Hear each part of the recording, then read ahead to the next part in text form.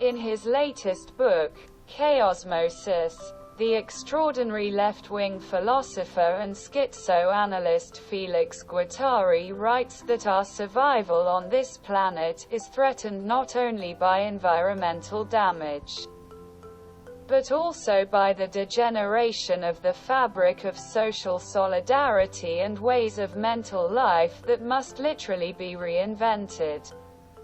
In an interview given in the same year that the book was published, he adds, "There is a problem of rethinking life in all its aspects. In material aspects. In social and disembodied aspects. The relevance of the work I have done lies in the fact that it is an attempt to overcome the problems raised by Guattari, a non-biased rethinking of the social status of incel."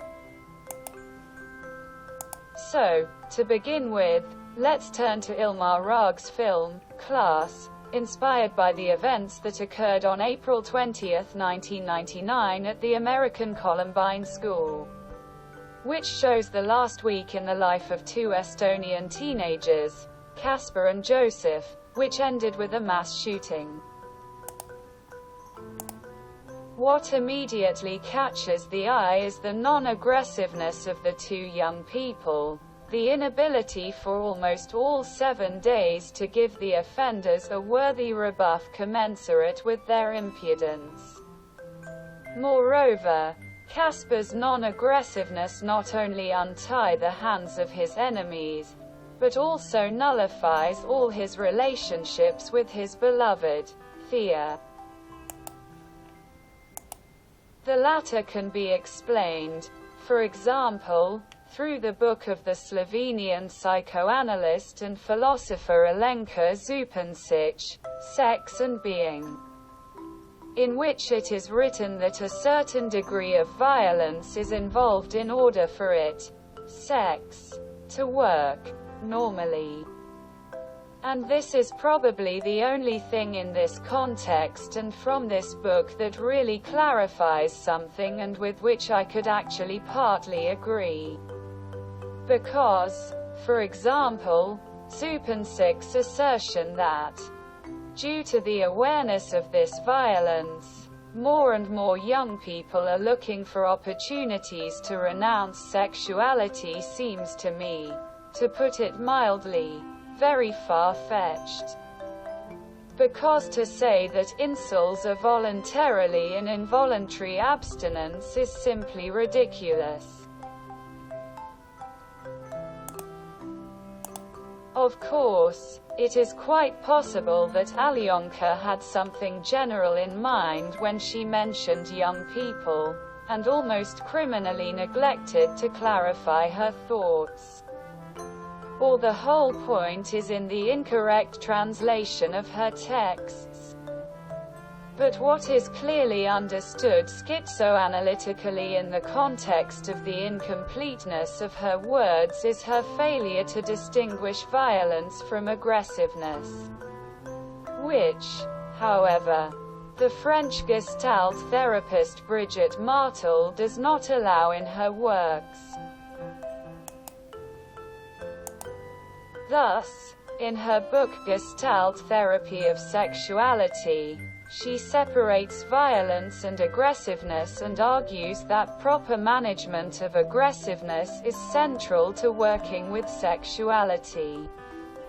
Brigitte writes that violence is associated with powerlessness or omnipotence, violation of boundaries and disruption of connections, while aggressiveness is associated with strength, compliance with boundaries and contact.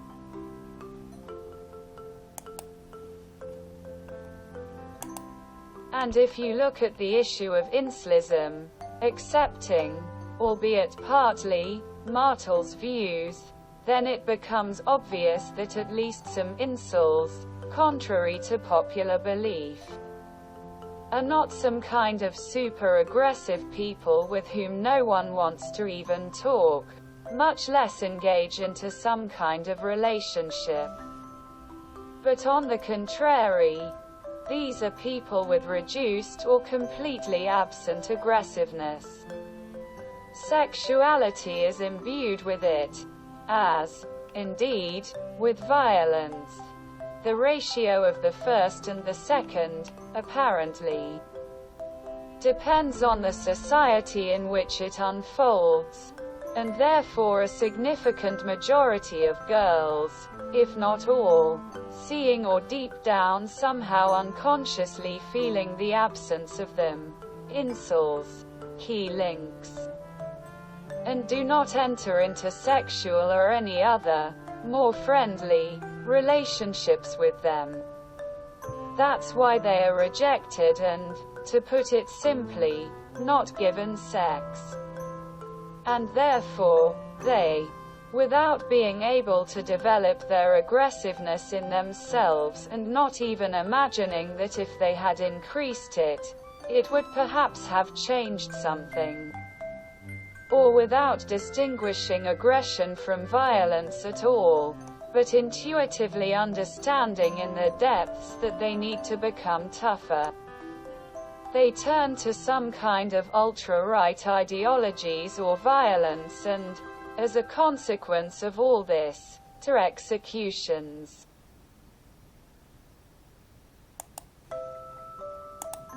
And thus, help to incels in the context of the above can be provided by working on their healthy aggressiveness, violence, which, in turn, can be formed by a complex of factors such as experience of social relationships, time of first sexual experience, presence, absence of mental illness, socialization, acceptance of a person in groups, friends, etc.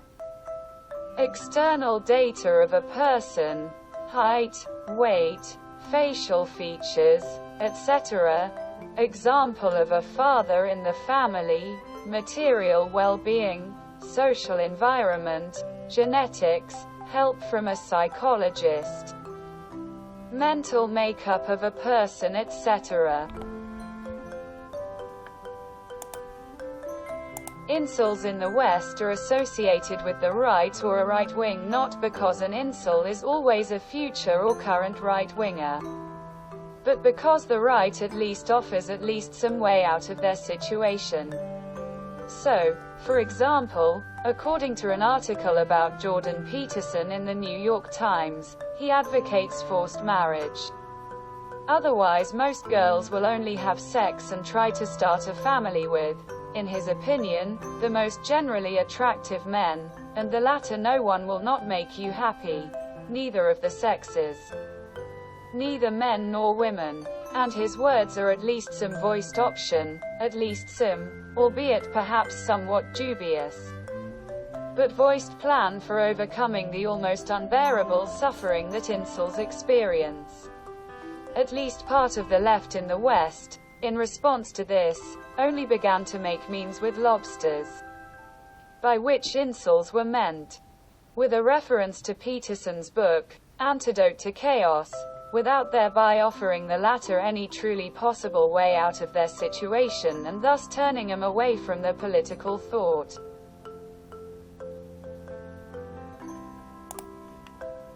In Russia everything is different. The topic of incels, unlike the West, has become more firmly entrenched in the left. This is, however, somewhat dubious from a schizoanalytical point of view. The theory of vaginocapitalism, by Alexey Lemmann, and, probably, a more promising, albeit not schizoanalytical, Telegram community, the first incel movement.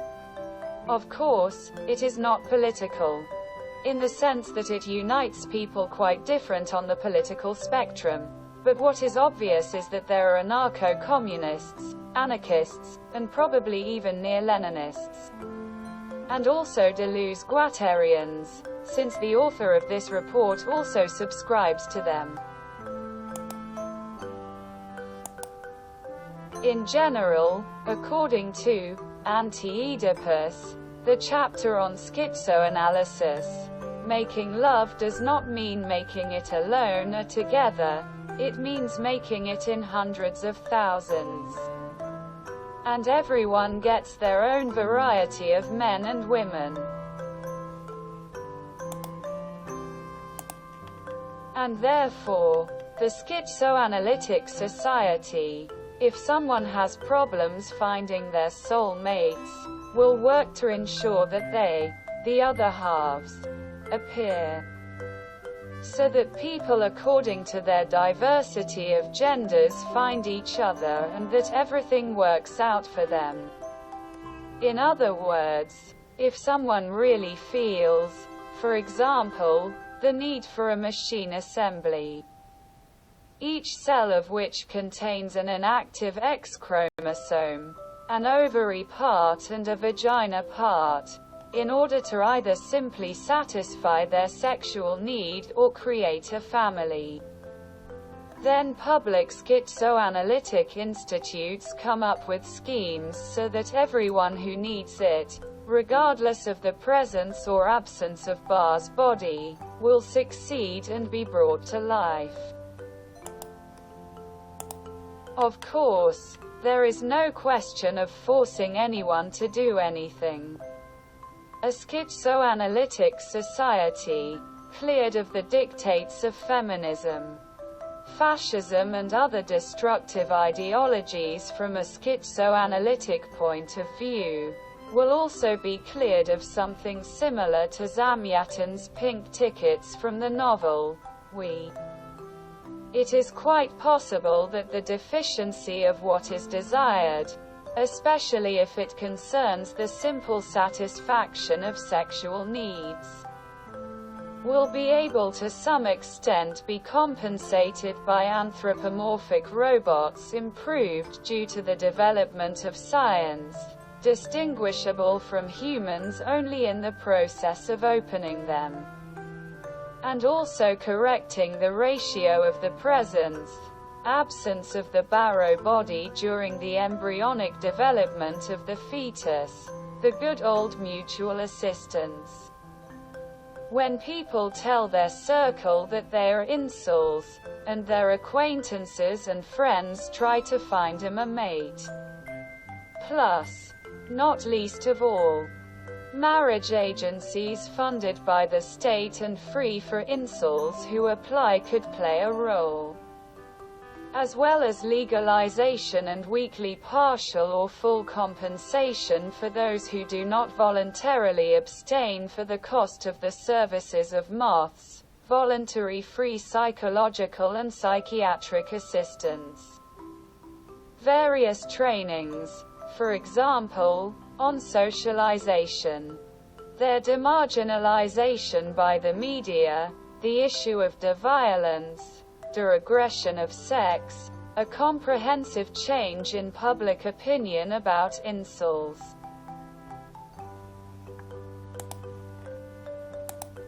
I would also like to say a little about my personal experience of organizing assistance to those who are involuntarily abstinent, about what has already been done. At the moment, I have organized a Telegram channel, fund, for helping incels named after Guattari, the call from which was supported by anarcho-primitivists, as well as anarcho-punks. At my request, my Trotskyist friend from the Revolutionary Workers' Party, a social democratic friend from the Lev SD, as well as two of my anarcho-communist cooperator friends were working on the search for a couple at my request. To date, the desired result has not occurred, which, I think, confirms Felix's idea about the degeneration of the fabric of social solidarity and the need for an unbiased rethinking by each person and society as a whole of life in all its aspects, including the social aspect. But the video with the incel base and the schizoanalytic proposal for solving their problems on YouTube has already received more than 60,000 views. And there are already more than 1,000 comments under it, mostly positive.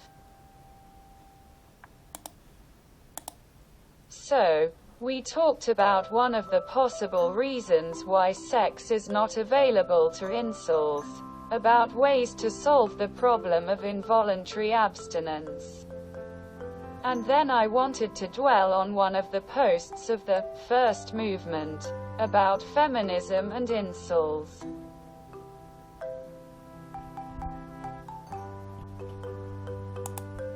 Some people suggest that incels and feminists come together to mutually solve their problem.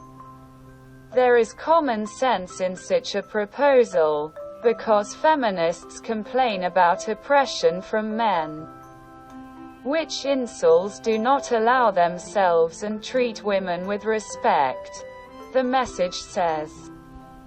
Also, at least some feminists are burdened by standard ideas about beauty, which even more suggests that they and incels are on the same path.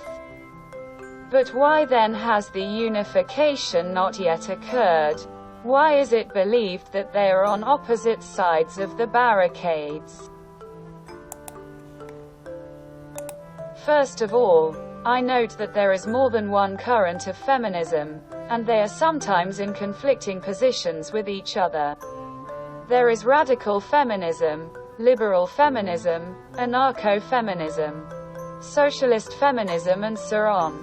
In Russia, at the moment, according to my observations, radicals are among the leaders, counting more than 175,000 subscribers on the social network vKontakte alone in its largest public. They adhere to extremist views of total destruction, genocide of men on the basis of gender, formed by such representatives as Valérie Solance with her Manifesto for Total Destruction of Men, who tried to shoot American film director Andy Warhol by shooting him 3 times in the stomach with a pistol.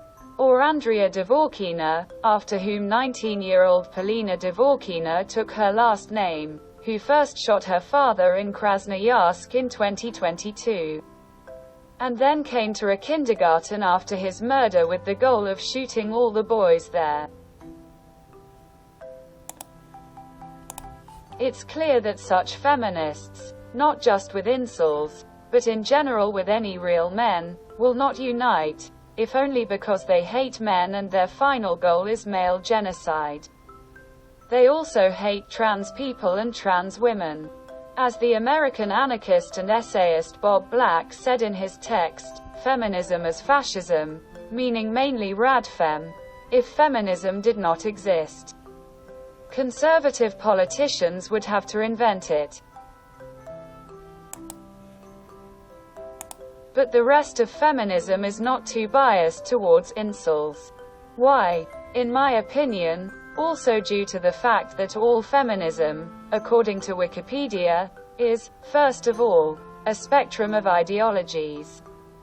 A spectrum of biased attitudes towards the world and people.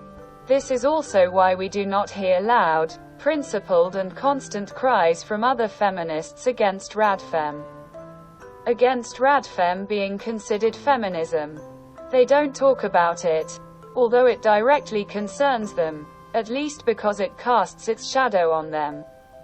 After all, radfem is also considered feminism. It seems as if they silently agree with what their neighbors are doing. Unlike incel communities, where, for example, in the incel wiki it is written right on the main page that incels do not approve or support violence. But despite everything written above about feminism, I personally, through experience, managed to find a common language with individual representatives of socialist feminism, and we agreed that we need to fight against all feminism, except for socialist feminism, and also help left-wing incels. That is, a precedent has occurred for feminists and incels to unite, and there is room to move forward together. Mutually respectful, caring for each other, trying to understand and help. In order to prevent what Louis Malle shows in his 1975 film, Black Moon, when women fight against men, they exterminate men. And schizoanalysis just helps feminists and incels come together, deconstructing not only sex, but also gender, feminist post-genderism, as well as exposing the hypocrisy of Westernism and the ephemeral nature of human rights. That is, rethinking much of what lies at the heart of the problems of both incels and feminism. So, we examined the issue of the relationship between incels and feminism. I proved with precedent that the unification of some incels and some feminists based on common views of the world is possible. Next, I would like to dwell in more detail on such concepts as gender and the sexual revolution in the context of incel problems. If we talk about gender, then in psychology the concept of gender really appeared back in 1955 with an article by sexologist John Money and really took root in the humanities, starting with the experiment he conducted a little later on a forced sex change for the baby David Reimer. But the experiment itself ended unsuccessfully, and ultimately led to the latter's suicide in 2004. Not to mention the fact that John Money, despite his stated good goals in the experiment with the Reimer brothers, was accused by the latter of forcibly forcing him at an early age to be photographed naked in sexualized poses. All this raises the question of rethinking this concept, possibly replacing it with something schizoanalytic.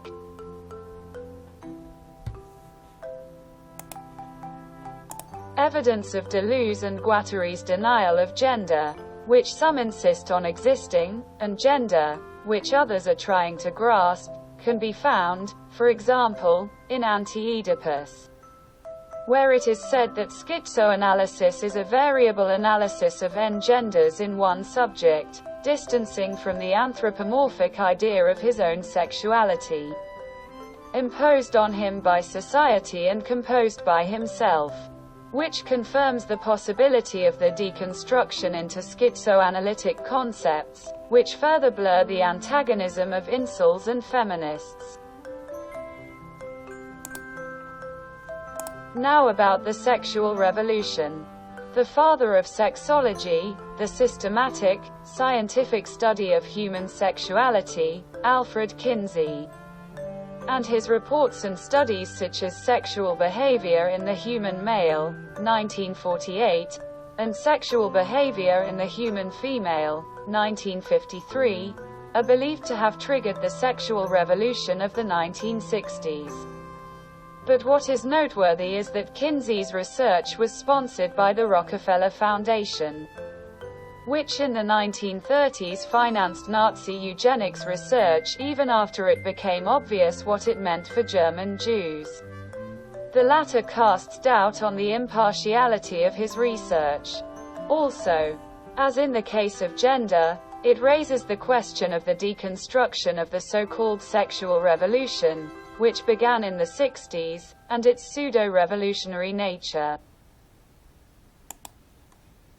It also helps to think about whether it's time to continue our sexual revolution, which began back in the 20s in the USSR, when it was believed, among other things, that sexual need should find its satisfaction as simply as drinking a glass of water, only now on schizoanalytic principles, and to begin, not least, with helping one of the most sexually vulnerable people, incels.